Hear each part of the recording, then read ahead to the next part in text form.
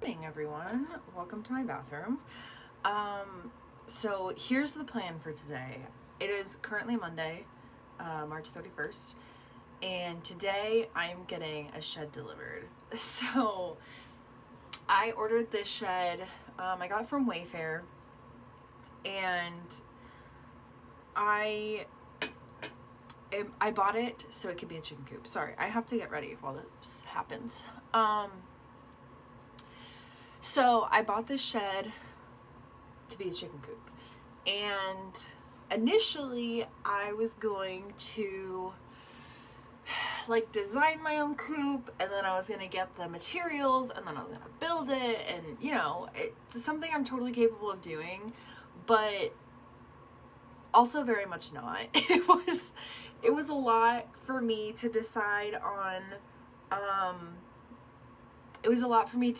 on one style, period.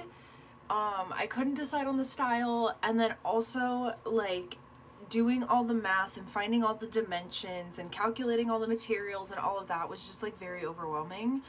Not that I couldn't have done it if I really sat down and gave it my everything, but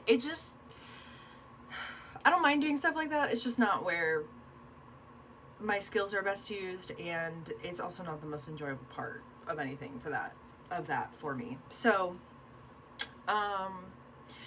so I ended up just Googling, just perusing to see what kind of sheds were available. Now I'd need something made of wood. I couldn't do I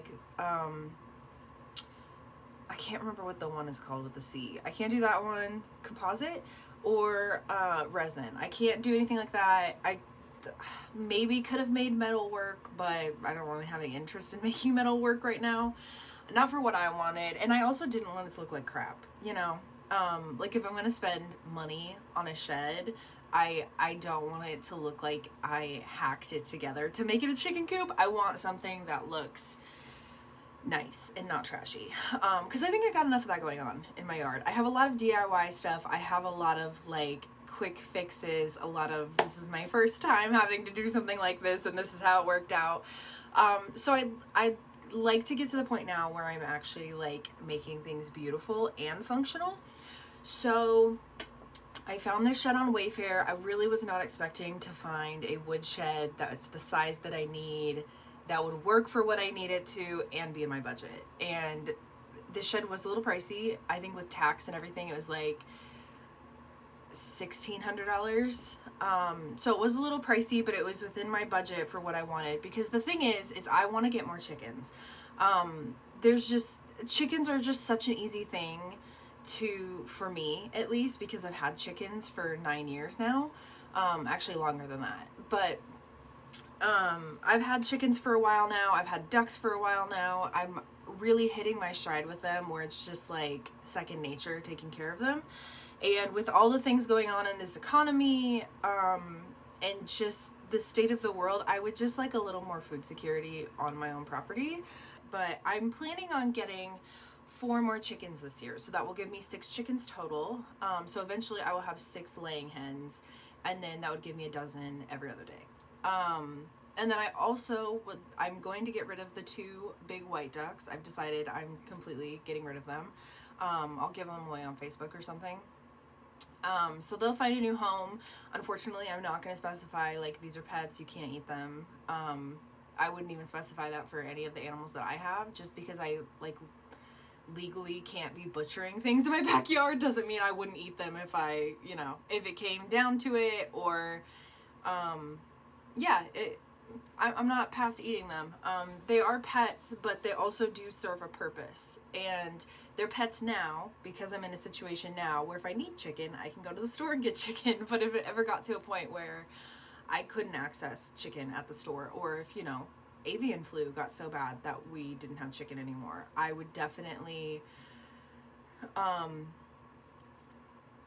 I would look at my flock differently. I would treat my flock differently, which is what's going on with my entire property now, is that the circumstances are slowly changing, and things are stable now, and things are okay for me now, but I would like to be set up in a way that if something were to catastrophically go wrong, if the economy were to collapse, if, you know, XYZ were to happen, I have this infrastructure in place where I'm not going to be completely screwed. So, I was originally going to get 12 chickens, but I was thinking about it, and, you know, getting 12 at once, getting a dozen a day sounds nice, but chickens do decrease in egg production as they age, and so I was thinking about it. It doesn't really make sense for me right now to get all 12 chickens when I could get 4 now, which with my 2 would equal to 6, so I'd have 6 egg layers.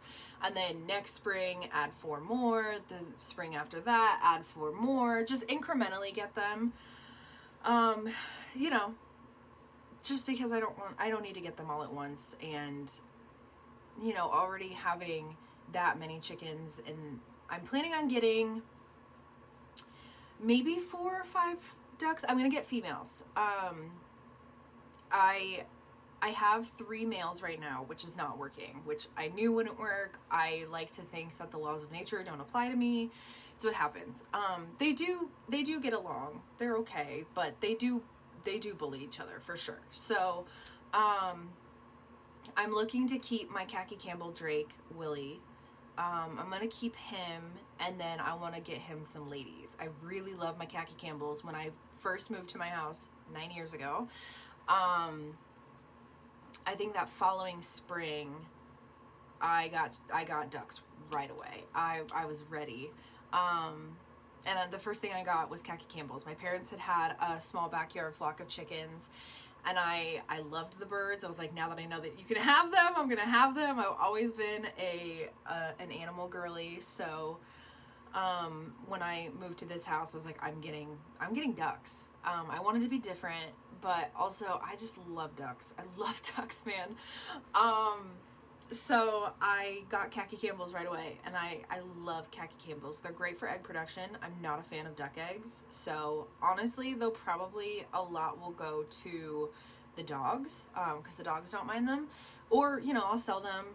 They're great for baking, stuff like that. They just, since ducks are waterfowl and they spend a lot of time in water, in my opinion, the eggs kind of take on a swampy taste, and the texture is different, and I am 110% a texture person. So yeah, not a huge fan of duck eggs, but what I am a fan of is that I can have both male and female ducks in city. I can have drakes. So I can't have roosters in city, which means I can have eggs from the chickens. They're not going to be fertilized though. So if I wanted something self-sustaining, I can't have that in city with chickens, but I can with ducks. I have had ducks lay fertile eggs in my yard, and then I've had, I actually had a chicken hatch out a baby duck for me. But I know it's possible. I know it's possible to have fertile duck eggs. I know it's possible to hatch them out. I do also have an incubator that I got on a great deal. Very proud of it. So yeah, I just want to have, I want to have a system in place that could be closed loop if I needed it to be, you know, just for funsies, and, you know, it's not really any extra work for me, but it is a little extra layer of security. So anyways, in order to accomplish all of this, I have my ducks and my chickens in 2 separate kennels now, because I do have 3 male ducks and I have 2 female chickens, and they would get absolutely destroyed by those ducks if they were out at the same time. So the plan is to get rid of the 2 big white ones, so there's not that issue. William, my Khaki Campbell Drake, is very good with the chickens. Sometimes when he's getting picked on too much by the other 2 ducks, I'll put him in with the girls, and he's totally fine with them. Doesn't bother them at all. So he's very respectful, which I'm glad for, because I'm a little unsure about giving him some actual female ducks, because with him having been around these 2 brutes, I'm worried that maybe it's made him a little aggressive now. And he was a really sweet Drake, so I'm really kicking myself for doing that to him. But I'm gonna give him a chance, because I've seen how he is with my chickens. So I'm gonna give him a chance to have some ladies and see how he behaves. And if I'm just really not comfortable with how he is with them, we'll replace Willie too. But I hope we don't have to, because I've had Willie for a while. He survived a lot. He's, I don't want to say comfortable with me, but he's familiar with me. And he knows that I'm not really going to bother him unless I really need to for some reason. The plan is to get more chickens. The plan is to get more ducks. So in order to achieve that, I need a different coop. Commercial coops just aren't going to work for me. They're too small. They're too flimsy. It's just not going to work for what I need and for how many birds I want. And trying to find any coop that would work in this situation is like 4 times the cost of me buying this shed. So I bought the shed from Wayfair. And it's a full wooden shed. It has a metal roof, and basically it comes with all the pieces, all cut, all everything, and I just got to put it together. And I was reading a bunch of the reviews. I really like doing stuff myself. I really don't like inconveniencing people. I really don't like asking for help. Not that I wouldn't if I needed it. I wouldn't, but you know, I really enjoy doing stuff myself. It's really satisfying. I like learning new skills. I like hard work. I like working with my hands. This is a perfect project for me. And I don't want to, here's the thing. I want to live off grid. There is a house that I'm obsessed with that the day that it sells to somebody that's not me, I'm going to bawl my eyes out forever. I'm going to be kicking myself for the rest of my life that I didn't buy this house. And it's, you know, that's a different conversation. We'll talk about it later, maybe. But I love this house, and this house is on an island in the middle of the lake, in the middle of a lake. And it's only accessible by boat or by snowmobile in the winter. So it's one of those situations where it's like my dream home, but it's too much for me to do by myself. You know, it's a lot that I don't know, that I have to learn and that I have to handle on my own. And it's just kind of, I don't want to say overwhelming, because it's definitely not, but I'm trying to be realistic is what's going on. Is I'm trying to, you know, I would be, I think, at least 4 hours away from anybody that I know, and I have no doubts that the local people would be very helpful and forgiving of, you know, me jumping into something like this, but I don't like inconveniencing people. I like doing things myself. I like, you know, succeeding on first try. Who doesn't? But, yeah, it's just, it's stuff like that where it's a little too much for me to bite off by myself. But stuff like this, where I'm building a shed by myself, I'm really hoping it's achievable, because I want to prove to myself that I can do it. And in a lot of ways, I need to know that I can do it. Because despite the fact that this house is a complete 180 situation from where I'm living now, it doesn't even have running water. So it's like way, it has electricity. There's city electricity in this house on this island, but there's no running water and there's no road access whatsoever. But that's like my dream, you know, that's what I want. Are you kidding me? But it's a lot for me to take on myself. And I think this shed situation is a lot for me to take on myself, but I'm going to do it anyways. And, you know, worst case scenario, I can't do it and I have to ask for help and my parents have to come help me. Which isn't like truly a worst case scenario, but I would like to say I did it myself. I would like to walk out to my backyard every day and look at my shed and say, I built that, you know? Especially having a bunch of chickens in it and stuff. So anyways, I've been talking for a long time. So the shed is getting delivered today. It's getting delivered as a pallet at the end of my driveway, and I have to move every single piece of the shed, 800 pounds worth, by the way. Have to move every single piece of the shed by myself today. So I'm going to get that done. I took off today so I could do it. I don't want a pallet of shed materials sitting at the end of my driveway all day. And one of the reviews for, I think, the same shed, I found it on a different site, so I'm hoping it's the same product, but one of the reviews says 60-year-old woman put this together by herself. So I have faith in her and I have faith in myself. So I'm going to finish getting ready. I don't know when this shed is showing up, which is unfortunate, because I'm just kind of waiting. I already moved my car out of my driveway in case they're able to do a little bit further up my driveway than curbside, but we'll see. So yeah, it's basically going to be a waiting game until the shed arrives. Yeah, it's what's going on. So I'm going to finish getting ready. I'm going to make my coffee. I'm going to keep my eye out. We'll pick up when the shed is here.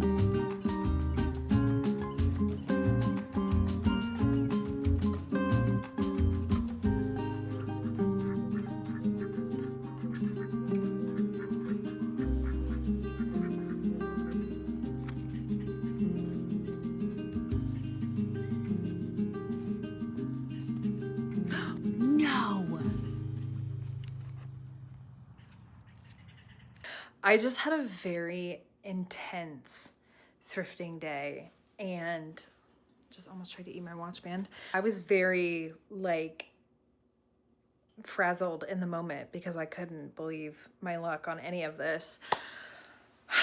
Man, I don't even know where to start. Let's start with the easiest stuff. I couldn't leave without this. Are you kidding me? I did put it back for like 30 seconds and then I thought, no, I'll never forgive myself. I love collecting ducks. I have so many of them. I'm actually surprised I don't have one here. I do have a duck feather here. I often say I want my house to look like a natural history museum. I want textures, I want animals, I want plants, I want wood tones, I want all of that. So he was $8, which I kind of thought was a lot, but I needed it. The next thing I got, I'm always getting vases, and I found this one and I really love it. I love like earth tone clay ceramic pieces, so this fits in perfectly. These, let me show you, I didn't just thrift these. I've had these for a while, but these are like my absolute favorite. Somebody made these and I had to get both of them. Buffalo, the American bison, is my second favorite animal, second only to orca. So I had to get these. And then I think the same person, these were handmade in 1990. I think the same person made another one that I'm actually using as a flower pot or a plant pot right now. And it's like a bull rider. It's a very like crude bull and bull rider. And I love it. I love it, love it, love it. So I'll never be able to top those, but I do get, not that that's handmade, but I do get stuff like that all the time. Man, this next thing I'm really excited about. I hope it works. A Minolta film camera. I am a Minolta girly. I have either 3 or 4 Minolta film cameras. Not that I need them. Not that I need another one, rather. But I couldn't say no to this one for $10. For $10. Anyways, I also got this Boy Scout encyclopedia. I just love old books. I love, I just want to like soak up all the knowledge in the world. Another thing I got, I thought this one was beautiful. It's Mark Twain, The Celebrated Jumping Frog and Other Stories. The binding was just beautiful on it, and it is old, and it also has this original Reader's Digest pamphlet in it. I also love this like robin eggs blue interior. I love watching bookbinding videos. Oh, this is actually only a 1992 edition. I was actually expecting it to be a little bit older, but yeah, so I got that. Also got this book, Plant Diversification. Another lifetime, I would have been a biologist. I can't get enough about, there's not one. I thought for a while I would like to be a marine biologist, but really that's just because I would like to work with orca all day, every day. But just everything about biology. So I got this. I thought it was a beautiful book too. Then I got this one. I get very technical with my books. Principles of Crop Improvement. There was definitely a plant biologist, researcher of some kind that got rid of these books. And I also suspect he was at the very least bilingual. My hands are disgusting. Because I found a few books about plants that were in Spanish as well. And I know Spanish from high school. I would like to flex that muscle a little bit more. And I just happened to see a YouTube short the other day about how a girl studies like all the languages that she knows because she knows like 7 of them or something. And she was talking about reading in another language. And so I was like, reading about plants, and they're beautiful vintage books. So I got both of these, and I do understand Spanish. I understand it better reading it than I do speaking it. But the next thing I got is this guy that I just thought, I don't know, I really liked it. The drawers were sticking a little bit, but I suspected there was something going on. Yeah, it looks like it has these dividers in it that are just kind of off kilter. So this was $10, which is a little more than I would normally spend on it, but I don't know, I just really liked it, and I haven't seen anything like this really, and I thought it would be really good for downstairs in my basement, just for some different tools. I have like woodworking tools and leatherworking tools and stuff that I think would all fit in here, so it'd be nice to keep them in their own little drawer situation. So I found amazing records.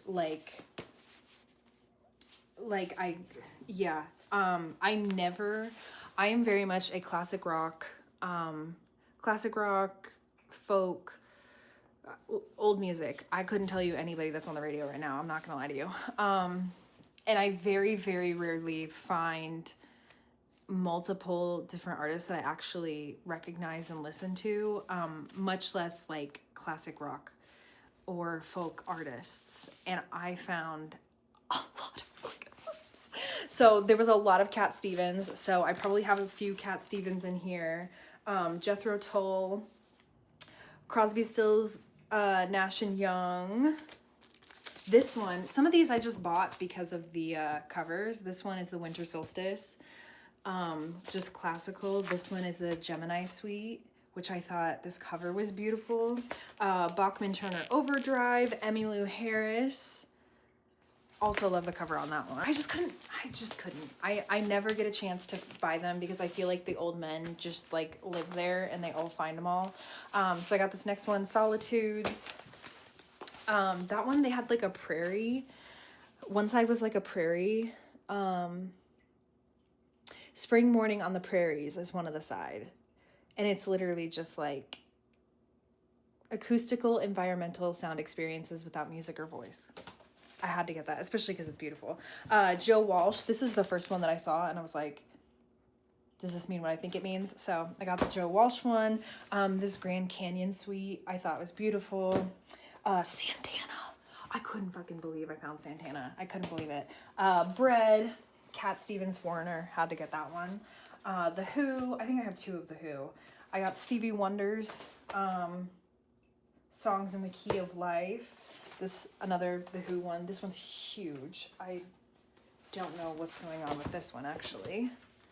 Oh, it's like a whole booklet. I can't believe that's actually still in there. I got another Crosby, Stills and Nash. This one I thought was a beautiful cover, and it reminded me of what's the Studio Ghibli pianist? There's an album of his songs, and it looks just like that. Anyways, Loggins Messina. I got another Gemini Suite because I thought this cover was beautiful. I got this one, Paul McCartney. I love Paul McCartney's album covers. The Doors. I don't think I own any of the doors. I got Steve Miller Band, Fly Like an Eagle. Look at that. Iconic, iconic cover. And then I had to get this Jethro Tull one because I just thought it was really cool. So, yeah, that's all I got. I'm absolutely tickled with everything that I got.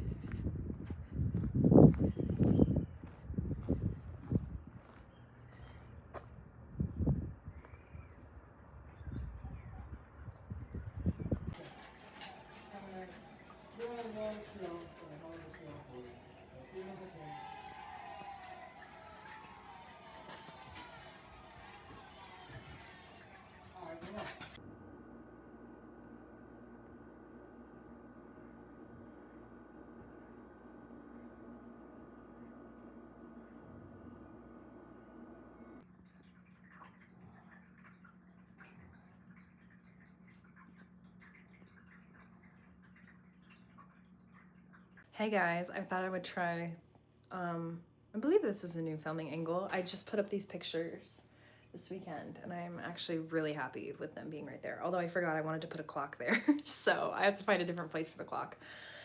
But anyways, I thought I would check in. I didn't upload a video last week because life got away from me. I think it's very ironic that during the winter I was kind of like struggling to figure out things to post because, you know, in the winter I'm not doing much. I very much go into hibernation mode, or at least I did this last year. And now that it's spring, I'm so busy. I don't have any time to like pick up a camera. So, you know, trying to find a balance. This past weekend, it's Monday today, April 7th. But this past weekend, I really kicked ass and I really cleaned my house. I really got a lot done that I've needed to get done for like literal years. And I didn't record any of it because I don't want to get too bogged down with like recording the little things, like especially the things that I really just need to get done. I don't want to be like, you know, I don't want to be embarrassed about the state of my house and like showing that to the internet, even if I'm like working on it and whatever. I'm just like trying to find this line between filming content that I'm comfortable sharing and also just like living my life and getting through the things that I need to get through and like not worrying about like, oh, the internet's gonna miss this thing they didn't know was going on. So yeah, I cleaned so much this weekend and I feel so good. It always sucks because for this past month I've just had like a really just like really kick-ass productive weekends where just like all weekend I'm go getting things done.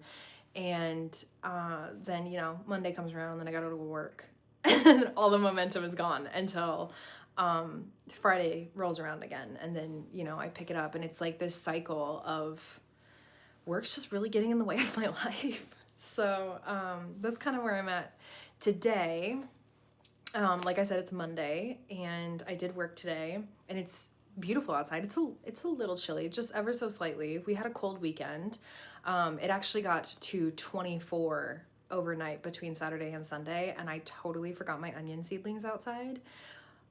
They absolutely froze, but luckily they came back. They don't look stellar. I mean, they're green and they're growing, which is about all I can ask of them given the abuse that they've suffered under my care.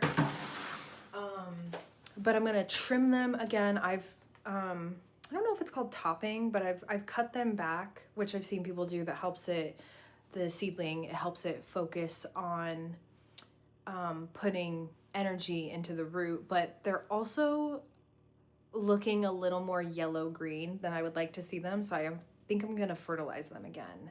But I use fish emulsion. I don't know how to say that word all of a sudden. I use that fertilizer and it stinks to high heaven. So I'm not trying to fertilize that stuff in here. So I need to wait for some like consistently nice overnight temps, or at least above freezing, so I can leave that stuff outside.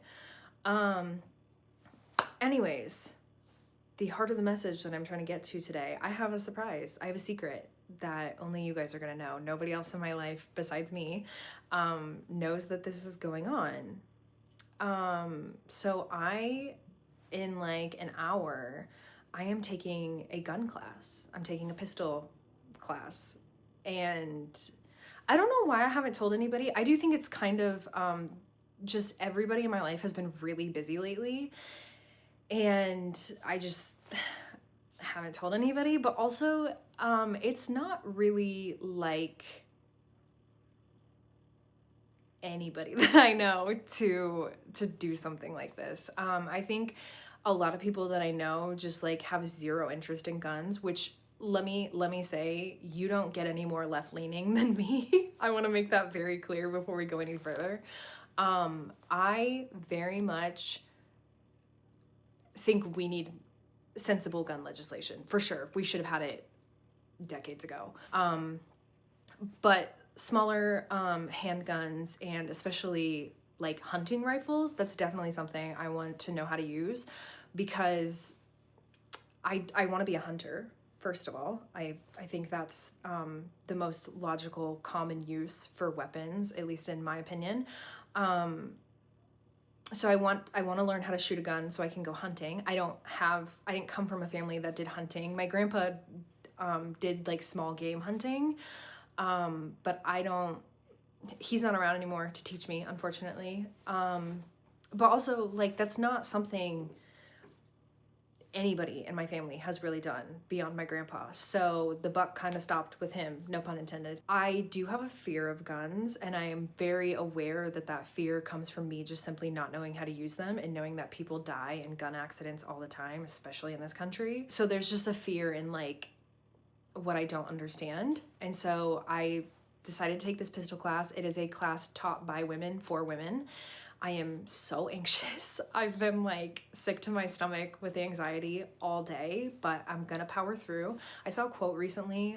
It's not like a very original quote, and you know, I'm sure I've seen it before and I just didn't take it to heart the first time I saw it, but I saw a quote that says, oftentimes courage feels a lot like fear. And so I'm trying to remember that, of like, I can be scared, but I'm doing it scared. So I don't really have a choice. And also, it's 4 classes. I gotta get through 4 classes. That's it. A lot of my anxiety, I would say, is just from the fact that I know nothing about guns. I'm going into something that is completely unknown to me. I haven't even held a handgun before in my life.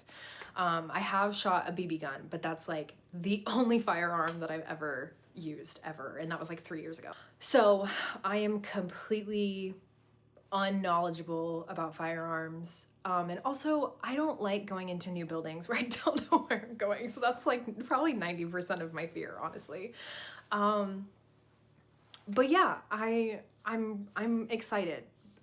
Underneath all the fear, underneath all the anxiety of like figuring out where I'm supposed to go for this class period, it feels like a big girl step. It feels like a step in the right direction. With me taking care of all of the things that I've needed to take care of in a long time, there is this like sense of me maturing or evolving and really becoming like this person that I've always wanted to be. And I think part of the reason why I haven't told people in my life about it is because, not that it would be foreign to them for me to like be interested in something like this. Plenty of them know I'm looking to live remotely. I'm looking to do hunting and like, in a way, subsistence living to some degree.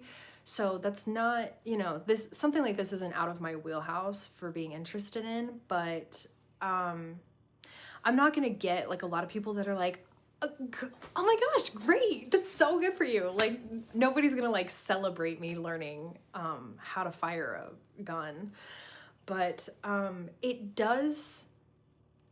it feels like slowly my needle is pointing more and more north to the person that I want to be and the things I want to do with my life, and being okay with doing it by myself. Because, you know, like I said, I don't have anybody to teach me these things. If I want to learn it, I'm going to have to take a class. I'm going to have to put myself out there. I'm going to have to learn these things. Nobody's just going to like show up at my door and teach me all these things. So it feels like I'm aligning with like who I'm supposed to be, which in a way I do think is crazy to say about like learning to fire a gun, is like me aligning with my higher self. But it's an aspect of this life that I want for myself. And if I ever want to live, you know, in the remote boreal forest I need to learn how to fire a rifle. I could come into contact with a bear or something, or if I want to hunt, I'm gonna have to learn how to fire a gun. Or I also want to take an archery class. That's something I've really been interested in. Like, I can go back and look at my journals for years, and I've been talking about doing archery and I've just never done it. So I'm gonna start with this gun class, and then we're gonna see what it turns into. I don't know. I'm really proud of myself for doing this. This is not typically something that I'd be like really like, yay!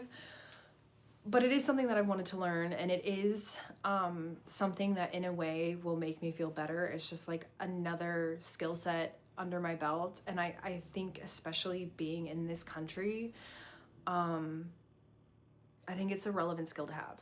The women of this country learned long ago. Those without swords can still die upon them. I fear neither death nor pain. Yeah, it's one less thing to be scared of in life. It's one more thing I know how to do. It's one step closer to the things I want to do with my life in a way. So, yeah, I need to go eat dinner. And please don't mind my bangs. I don't think I've ever discussed this, but at the end of February, after not getting my hair cut for 2 years, I finally went to go get a haircut, and I asked for perfectly reasonable, cute bangs, and she did whatever she wanted. So they look rough, and it's taken them a month and a half to get long enough for me to wear them like this. And you know, she started them all the way back here, so it kind of looks like I'm wearing a hairpiece. So I'm just trying to live my life, you know. I follow a lot of Canadian men that go camping in the backcountry, and their hair just looks like devil may care. And I figure if the boys can do it, I'm gonna do it too. But I'm a little more self-conscious about it, so please be nice. It's not my fault I didn't do this, even though it looks like I got gum stuck in my hair and had to cut it out. Anyways, I'll check in after the class and let you know how it went. It's gonna be fine. I'm not gonna die of nervousness, even though it feels like it. All right, anyways, I got pizza to eat. Hey y'all, back to give the promised update. In short, what a rush. what a rush. Here's my handiwork. These are the first bullets I've ever shot in my entire life, in this little spread right here. This was from 3 yards, so like, you know, not very far, but not bad, eh? I was pretty proud of myself, considering the fact that I was like really nervous, and I found out that I am cross-eye dominant, which means I shoot with my left hand dominant. I'm left-handed, but I see with my right eye. Like if I'm looking at a target, I'm looking with my right eye. I actually can't squint my right eye. I can only squint my left eye, so I can't like switch eyes. Shooting right-handed just immediately feels wrong. I keep looking at this like, I don't know. I feel very conflicted about it because obviously it is very much a weapon, but I had a lot of fun in a controlled environment. I didn't even load it myself, so like very newbie, but yeah, I had a lot of fun. I had a lot of fun.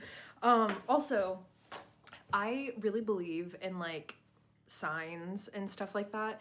My favorite animal, like I cry when I see videos of them, is orca. I love me some killer whales. And the girl that was teaching the class, because it was taught by women, I should call her a woman actually, it was her first time teaching a class by herself. She had a assistant instructor that had taught the class and had been a range officer, a range safety officer and stuff like that. So, you know, we were in good hands, but she did great, and she was wearing a t-shirt that said whale of a time, and it had all these different whales on it, and it had a big orca on the front, and I spotted it like immediately. And it just like really, I just felt okay. Immediately. I shot a 22. I do not remember what she said it was, because we saw a few different ones today in our class. It was like a class first and then some time on the range at the end, and I shot 2 rounds, and I don't know, I'm really weirdly proud of this. Like that's, I mean, it's 3 yards, 9 feet, which isn't a lot, but that's good, right? Yeah, I don't know. I just feel like I'm gonna say the fear is gone. The seriousness is very much still there. It's very much still a weapon. And we very much still need legislation about it. That has not changed. Being scared of it, not so much. Yeah, I don't know. I'm really proud of myself. I'm proud of myself for the whole thing. Oh my gosh, and I totally forgot. I bought creme brulee. I bought creme brulee just from Target, but it's actually kind of fire. I'm not gonna lie. I'm a huge creme brulee person, and I haven't bought it in a while. And I bought it for myself to celebrate because I knew I was really nervous going into this, and I had a lot of fun. Everybody at the outdoor education center was so kind, was so helpful, was so eager, and like really just wanted you to learn and like be comfortable in the environment. I will say, like, it was, even I had earplugs in and I had the earmuffs on, and still I jumped. I don't know what caliber the man down the row was using, but that shit was loud. It was loud. It scared me every single time. But yeah, yeah, I'm gonna sign up for another class. I was planning on it, like if it went well, I was planning on continuing this knowledge. I'm just gonna keep rambling because my adrenaline is here. And I did tell my bestie about it, but yeah, I'm really proud of myself all around. I'm proud of myself for my shooting. I'm proud of myself for going, for really staying true to myself and honoring a goal that I had for myself. And you know, earlier I was like, it's only 4 classes, and now I'm like, now it's only 3 classes. So there's definitely different classes and events I can go to. There is a rifle class that I'm looking at next. It was just fun being there. Everybody was so kind and so welcoming and so like, let me do this for you. Let me help you. This is what's like, so kind. So, overall 10 out of 10 experience. I'm so glad that I did it. And I can't wait to see what this whole experience like snowballs into me doing in the future. I mean, it really feels like the sky is the limit right now. Wow, yeah, okay.